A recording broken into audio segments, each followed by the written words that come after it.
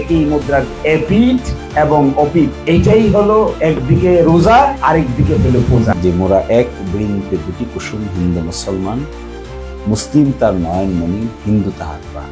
সম্প্রতি দুর্গাপূজা পরিদর্শনে গিয়ে সনাতন ধর্মাবলম্বীদের দুর্গাপূজায় উপস্থিত হয়ে জামায়াতে ইসলামীর আলোচিত আইনজীবী অ্যাডভোকেট শিশির মুনিরের বক্তব্য ঘিরে তৈরি হয়েছে বিতর্ক। তিনি পূজার সঙ্গে রোজার তুলনা করায় সমালোচনার ঝড় ওঠে। এই রোজা এবং পূজা মিলে বাংলাদেশ।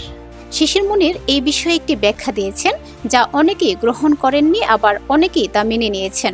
জীবন অবাক না করলে কে করবে? 28% মিল্ক ফ্যাটের অবাক করার সাথে ফ্রেশ মিল্ক পাউডার। জীবন অবাক করো প্রতিদিন। এই বিতর্কের পর শিশির মুনির একটি গণমাধ্যমকে বলেন, তার বক্তব্যে কোনো ধর্মীয় মেলানো বা সমতুল্য বোঝানো হয়নি।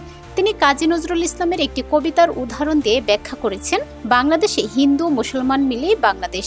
বাংলাদেশ হলো বৃন্ত, তার কুসুম হলো হিন্দু এবং মুসলমান, এটাই বোঝানো হয়েছে তার উল্লেখিত বক্তব্যটি দ্বারা। বাংলাদেশ হলো বৃন্ত, তার কুসুম হিন্দু, তার কুসুম মুসলমান, এটিই বোঝানো হয়েছে।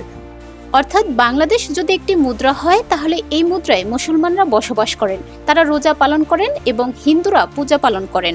যার যা ধর্ম শেষে পালন করবে, এর বাইরে বাড়তি কোনো ব্যাখ্যা বা তর্জমা নেই। উল্লেখ্য, শিশির মুনির জামায়াতে ইসলামী দলের প্রখ্যাত আইনজীবী। তিনি বিভিন্ন রাজনৈতিক ও বিচার সম্পর্কিত মামলায় দলের পক্ষে আদালতে শুনানি করেন। একসময় তিনি ইসলামী ছাত্র শিবিরের সক্রিয় নেতা হিসেবেও পরিচিত ছিলেন।